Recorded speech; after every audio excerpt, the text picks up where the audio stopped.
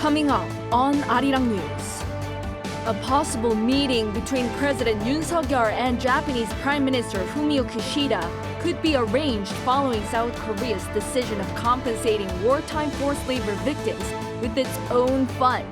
President Yoon says future-oriented cooperation between Seoul and Tokyo will protect world freedom, peace, and prosperity. South Korea's security agency projects the North to hold large-scale military drills showing its nuclear capabilities. This as the North Korean leader's influential sister Kim Yo-jong warns that the regime is maintaining its readiness to overwhelmingly counteract military activities by Seoul and Washington. South Korea's gross national income per capita in dollars drops nearly 8% last year compared to the year earlier due to the stronger greenback. But it's a 4% rise when in terms of won.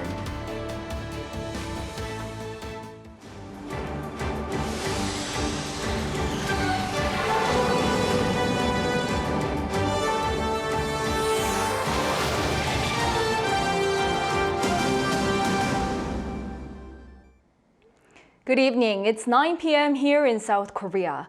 Thank you for joining us on Arirang News. We start with a possible summit between South Korean President Yoon and Japanese Prime Minister Fumio Kishida, which could take place as early as next week. This follows Seoul's decision yesterday of compensating Korean victims of Japanese wartime forced labor with its own fund rather than Japanese accused companies. President Yoon reiterates that this is for future-oriented cooperation between the two countries. Our presidential office correspondent Oh Soo-young starts us off. Seoul's plan to compensate the Korean victims of Japan's wartime forced labor is intended to respect the wishes of the victims while pursuing co-prosperity with Tokyo. That's according to President Yoon, who stressed again on Tuesday the need to look beyond long-standing differences that have marred bilateral ties for decades, amid opposition by domestic groups calling for a more sufficient apology and reparations from Japan. Presiding over a cabinet meeting, Yoon reiterated his March 1st message that Japan has become a cooperative partner that shares common values with South Korea. He also added that the neighbours' future-oriented ties would not only help the two nations, but also the rest of the world in protecting freedom, peace and prosperity. That said, he called on each ministry to work with its counterparts in Japan to support businesses and civilian exchanges. With bilateral relations on the mend, the leaders of South Korea and Japan are looking likely to engage in back-to-back summits in the coming weeks to advance their trilateral cooperation with the United States. Japanese media, quoting diplomatic sources, say Yoon is likely to visit Tokyo next Thursday and Friday, before Japanese Prime Minister Fumio Kishida sets off for Germany, and before the South Korean president holds a summit with Joe Biden next month. Seoul, Washington and Tokyo have been joining hands to improve regional and economic security against challenges such as North Korea's growing nuclear threat and geopolitical rifts affecting the production of key emerging technologies. For now, President Yoon's office said the date for a bilateral with Japan has not been fixed, and the two sides need to hold discussions to settle the matter.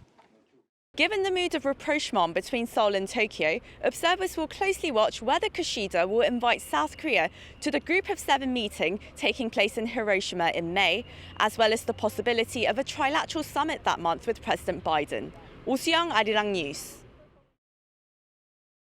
Following Seoul's announcement that it'll compensate its own citizens of Japanese wartime forced labor, the overshadowing diplomatic and economic relations between the two countries seem to be thawing, returning to where they were before 2018. Our foreign affairs correspondent Bae Eun-ji has more. Relations between South Korea and Japan have been strained since 2018, when South Korea's Supreme Court made landmark rulings ordering two Japanese companies, Mitsubishi Heavy Industries and Nippon Steel, to compensate 15 Korean victims of forced labor during World War II.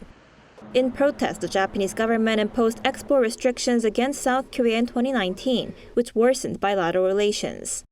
In response, South Korea decided to end GSOMIA, a security agreement between the two countries to share military information.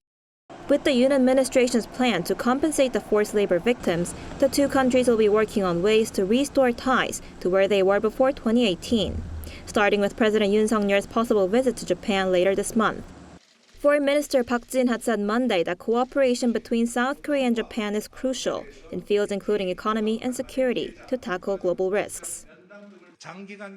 Relations with Japan should no longer be neglected, and we need to end this vicious cycle in the interest of our nation and our people. According to sources on Tuesday, the South Korean government will reportedly work on restoring various diplomatic channels with Japan, including the strategic dialogue between the two countries' vice foreign ministers, which has not taken place since 2014. There have been vice ministerial talks, but not in the form of a strategic dialogue. Regarding the export restrictions, the two countries have already decided to launch official talks to lift Japan's curbs on South Korea. Seoul's trade ministry announced that the two nations agreed to swiftly conduct consultations on issues about export regulations to roll back the clock to July 2019. 배은지, Arirang News. President Yoon Suk-yeol says South Korea and Saudi Arabia have taken a leap forward as future-oriented strategic partners. Yoon met with the kingdom's defense minister Khalid bin Salman Al Tuesday upon his trip to Seoul to discuss defense cooperation and innovation with his counterpart Lee Jong-sup. President Yoon conveyed his warm regards to King Salman and Crown Prince Mohammed bin Salman and expressed support for follow-up measures to the 26 investment agreements and MOUs signed last November. As important economic and security partners, Yoon called for the two countries to step up cooperation for peace on the Korean Peninsula, in the Middle East, and in the international community. South Korea's intelligence agency says North Korea is likely to test fire its new ICBM and hold a major military exercise in March or April.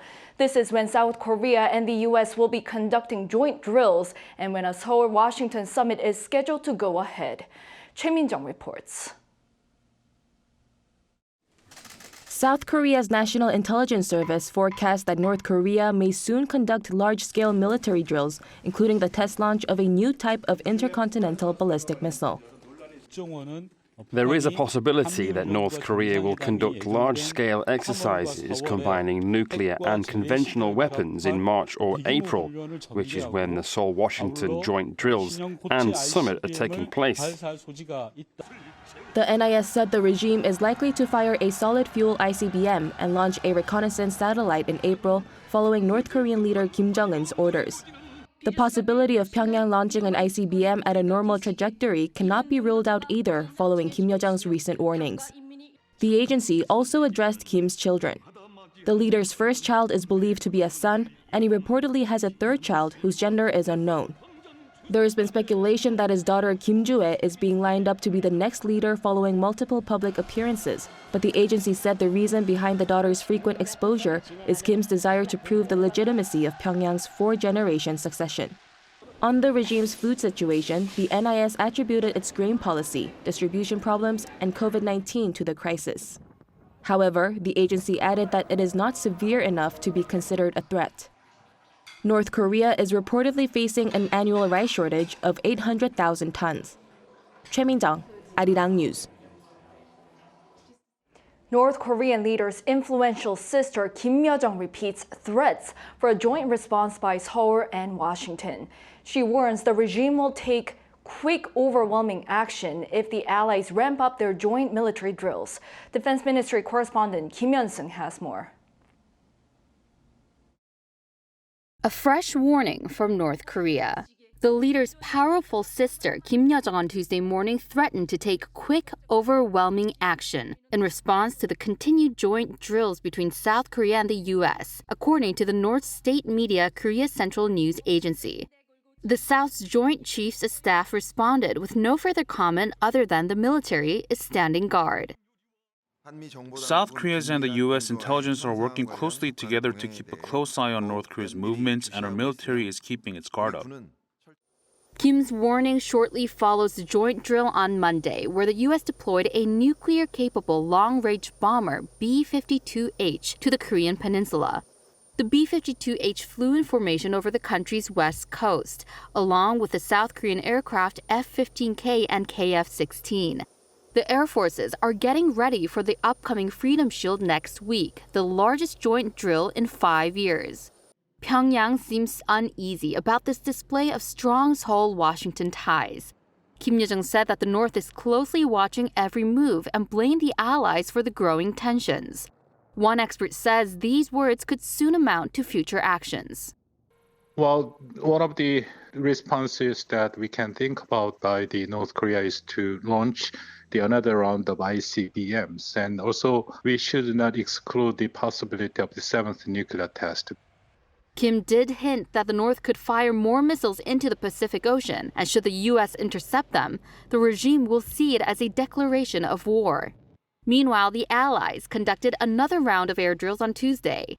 About 10 aircraft were involved in a takeoff and landing drill on an emergency landing strip in the southeastern province of Gyeongsang-namdo. Kim Hyun-sung, Arirang News.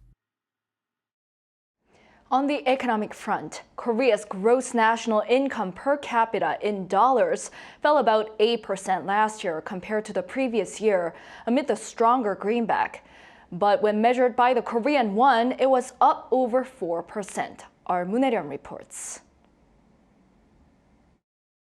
Preliminary data released by the Bank of Korea on Tuesday showed that South Korea's gross national income fell by 7.7% last year to $32,661.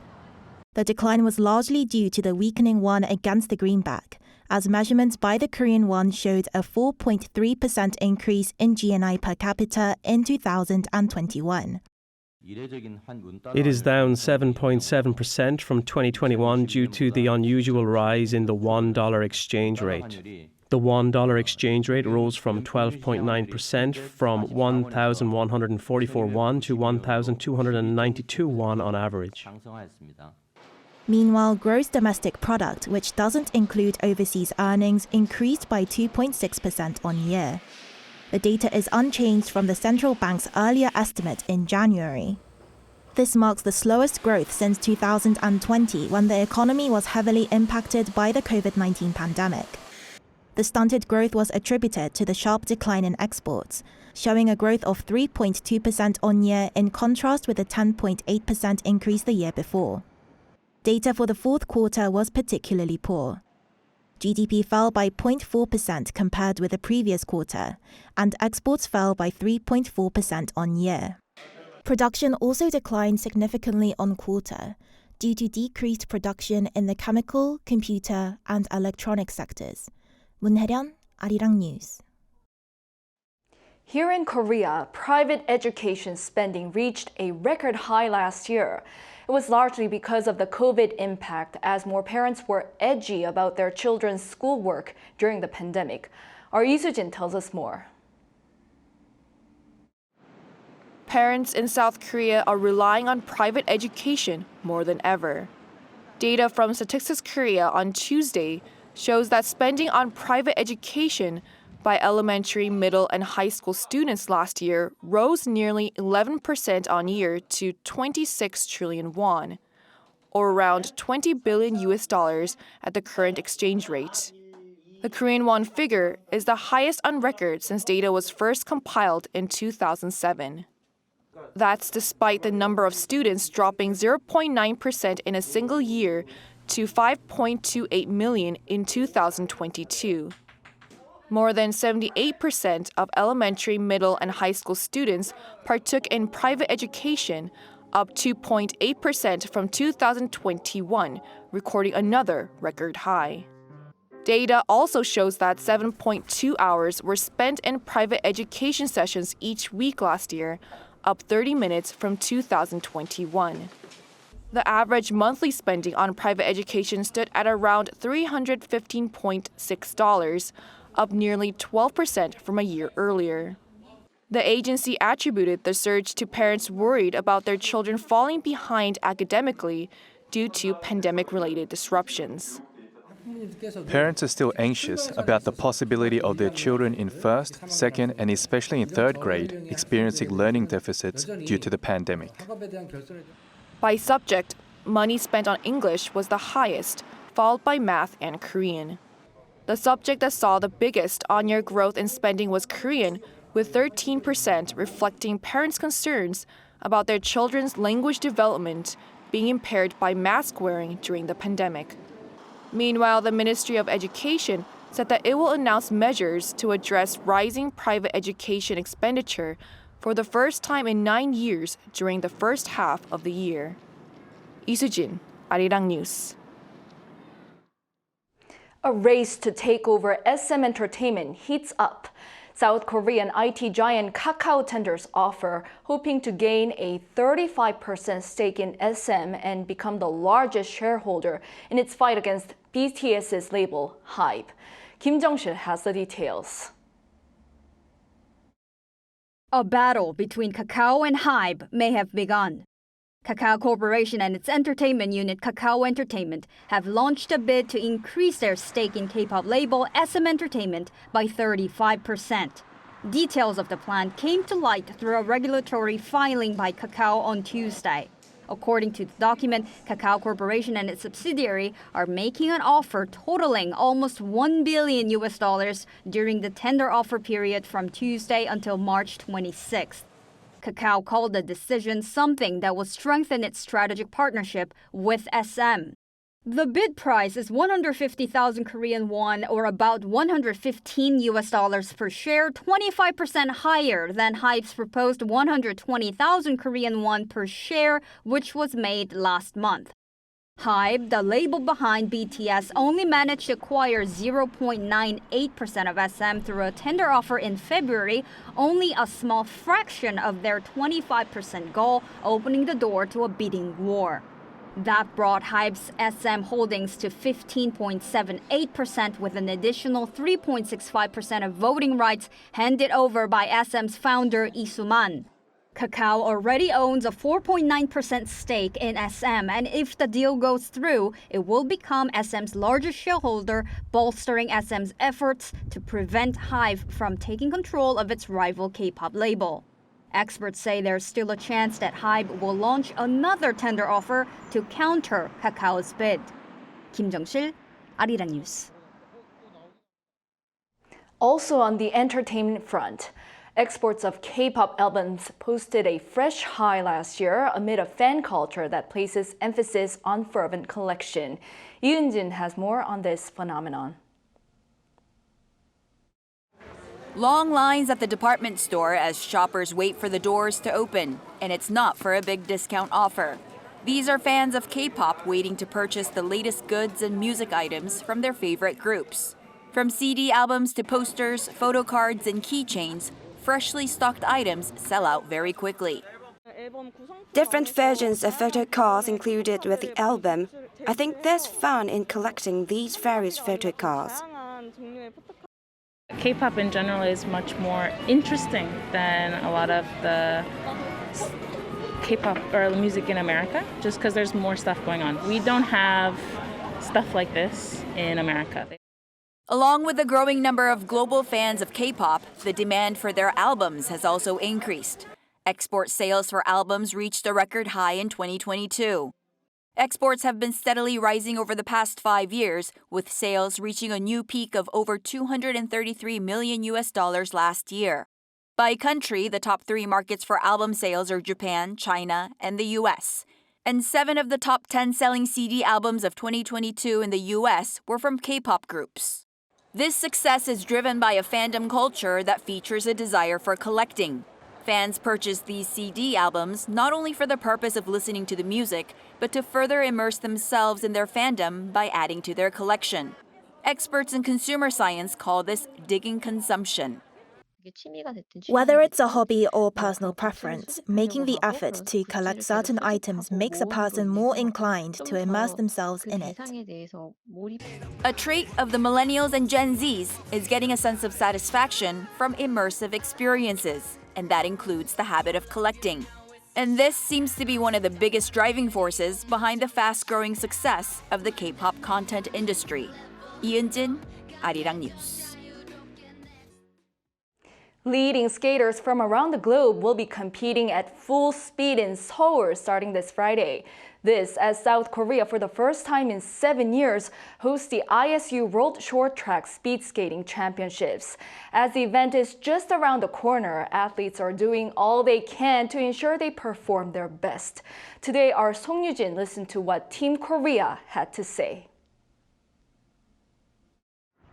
The world's best skaters return to Korea after 7 years. This year's International Skating Union's World Short Track Speed Skating Championships, the most prestigious event after the Olympics, kicks off on Friday in Seoul. Around 310 skaters from 34 countries will take part in the 3-day competition. That includes South Korea, a short track powerhouse. 15 skaters, 7 women, and 8 men make up Team Korea this time. They'll be spearheaded by men's team ace Park Ji-won and last year's overall women's champion Choi Min-jung. Park is looking to continue his fine form. The 26-year-old became the inaugural champion of the ISU Crystal Globe Trophy, which honors the overall champion of the World Cup season. He's been unbeatable this season, earning multiple medals in all 6 World Cups. My first World Championships was in 2016, also in Seoul, when I was a member of the relay team. This is my first time competing for an individual title at the World Championships. I'll devote myself to every race just like I did at the World Cup. As for Choi, the 3-time Olympic champion, she'll be looking to make a glorious comeback to the podium after her lower-than-expected World Cup performance this season. She clinched only one individual title, winning the 1500 meters at Dresden in February. It's an honor to skate at home in front of Korean fans. My goal is to perform well with my teammates rather than focusing on my individual performance. Another athlete in the spotlight is 18-year-old Kim Gi-lee. She made her senior debut this season but has picked up 2 World Cup golds already. Kim currently sits first in the women's 1500-meter world standings. This is my first World Championships. I'll try my best so that I leave without any regrets. With this promising squad, Team Korea is ready to hunt for some medals. South Korea topped the medal table last year in Montreal with 5 golds, 3 silver, and 1 bronze. Rather than thinking about the number of medals, we hope our athletes get the outcome they want. But the more the merrier. The race for gold begins on Friday at the Mokdong Ice Rink in Western Seoul. Song Yujin, Arirang News.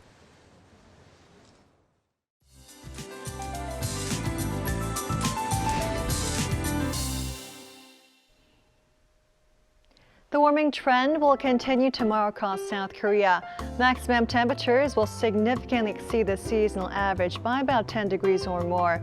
Southern parts of the country where a surge of warmer air is streaming in, conditions will be much warmer.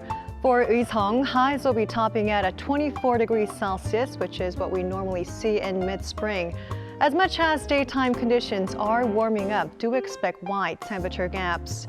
In the meantime, dry conditions are worsening across the nation. Dry weather advisories are still in place for many inland regions, including here in Seoul. In fact, authorities have raised forest fire precaution levels to the 3rd highest, to the very high range. Gusty winds will also accompany at times, which will increase the risk of wildfires. Please continue to take extra precautions against forest fires. And morning conditions will be mild nationwide tomorrow. Seoul and Daegu will be starting off at 7 degrees. Daily highs in Seoul will be jumping to 17 degrees, Gwangju 22, Gyeongju will be especially warm at 24 degrees. On Thursday morning, central regions will see brief showers. That's all for now, and here are the weather conditions around the world.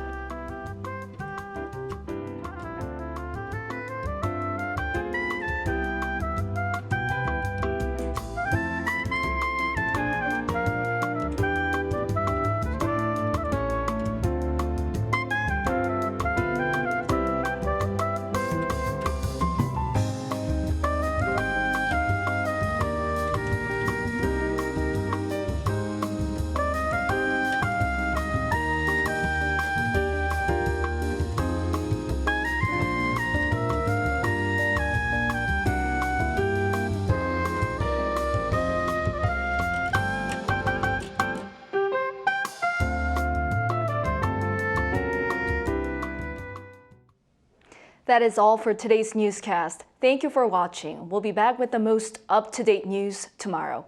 Good night.